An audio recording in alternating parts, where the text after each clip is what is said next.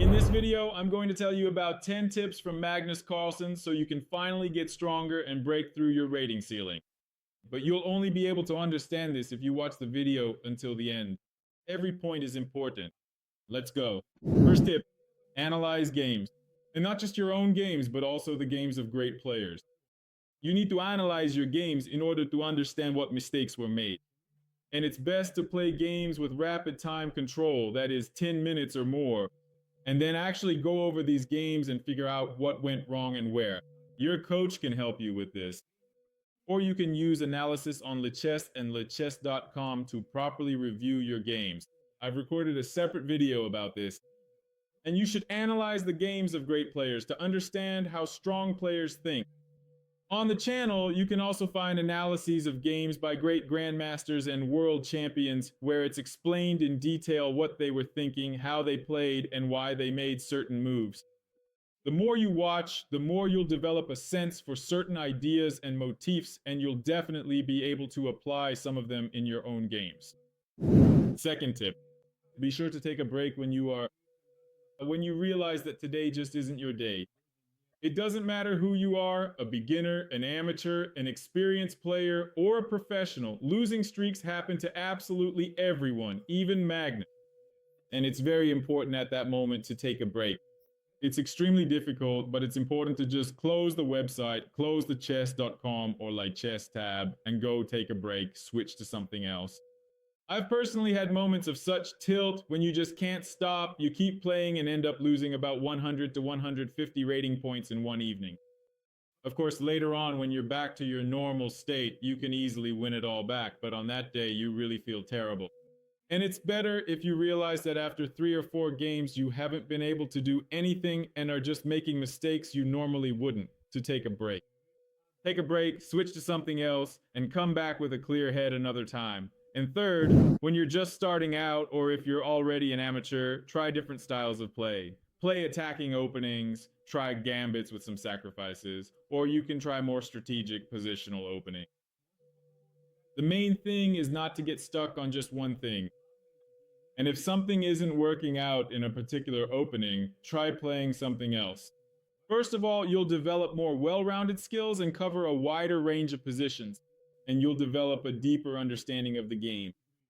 Secondly, you'll be able to find that very opening and variation that truly suits you, and you'll be confident that you can play it well. Fourth tip, when you're studying a particular opening, pay attention to how strong players handle these positions. This refers back to the point where we talked about analyzing games. So, if you like a certain opening variation, for example, let's say we're looking at the French defense, you open up a master database. If you have Chessbase, you can do this and see how it's most often played. You can also check the statistics. And for instance, if you like a certain line, say you played knight c3, you should also understand that black has 2 strongest continuations. And this is how you can gradually work through openings on your own. Or you can simply find a good person who can explain and show everything to you. But either way, you can get familiar with the games of strong players in the openings you play. Again, as you watch, you pick up on typical ideas, understand what they were doing and why, and you try to apply the same things in your own games. Fifth tip, be patient. Before you become a strong player or master an opening, you have to make a lot of mistakes in order to progress. It's impossible to improve in chess all the time without setbacks.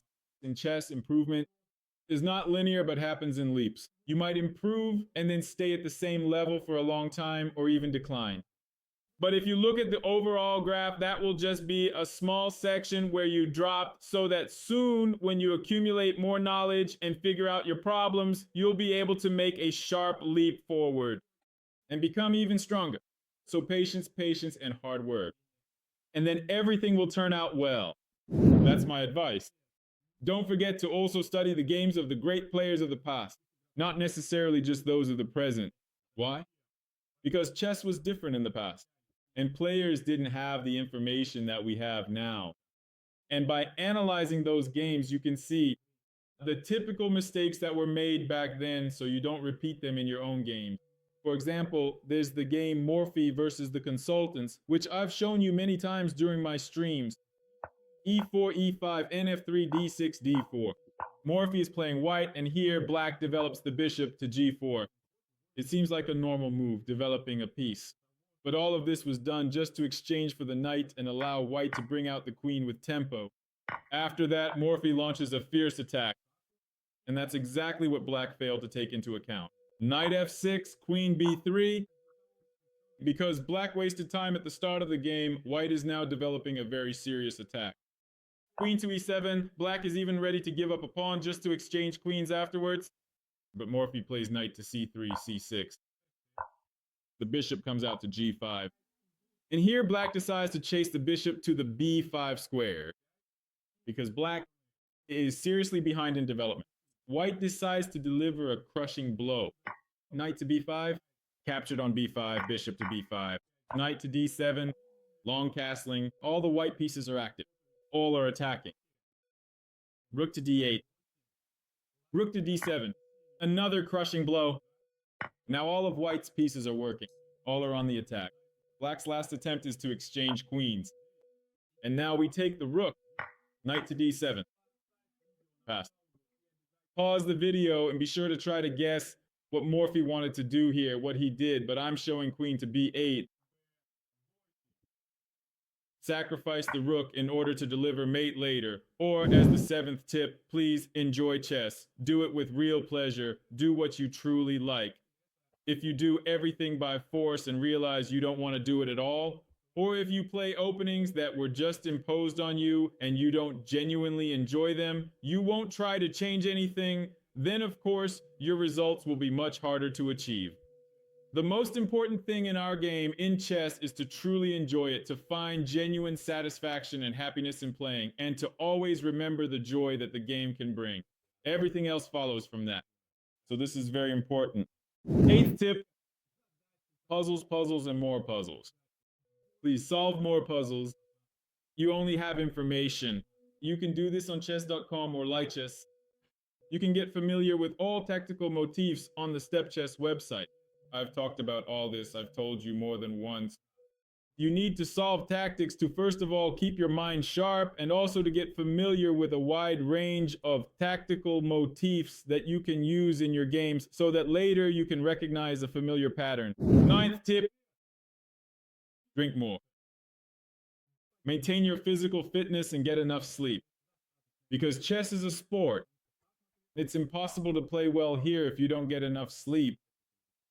If you get tired quickly, it's very important in chess to maintain concentration for a long period of time. That's why sleep, sports, and a healthy lifestyle are your best friends. The last 10th tip, never give up in chess. Here, of course, we're talking about a situation where you've made some mistake and it's still the middle of the game. Of course, if your opponent has a lot of extra material at the end, then there's nothing left for us to do. But if you made a mistake in the middle, blundered a pawn, or even lost a piece, don't rush to resign. Fight to the end and create difficulties for your opponent along the way. Let them prove themselves that they deserve to win this game. Don't rush. I don't know if we'll see each other again, so hit the subscribe button so you don't miss out and can learn more about chess.